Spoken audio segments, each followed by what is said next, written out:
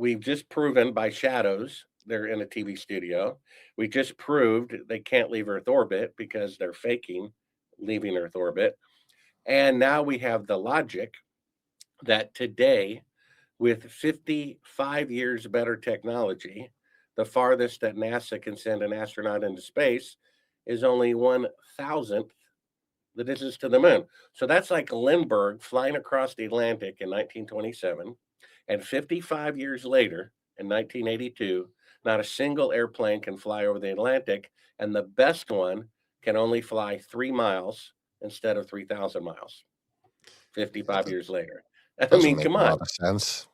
When they split the atom and blew up the first atomic bomb, just 10 years later, atomic bombs were 1,000 times more advanced. So if they could go to the moon on the first attempt ahead of schedule with 1 millionth the computing power of a cell phone, we would have been on Mars 10 years later. We'd be in another solar system by now, and there'd be bases all over the moon, just like there are at the South Pole.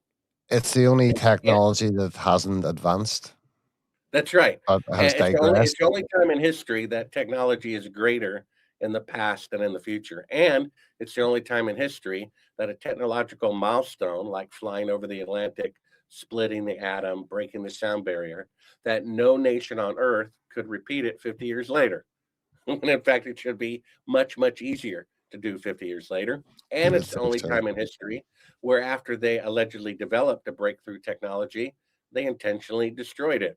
If you go to 𝐸𝐵𝐿.com, my book Moon Man, which is the behind the scenes about making my movie, we have a clip of NASA. The book is interactive.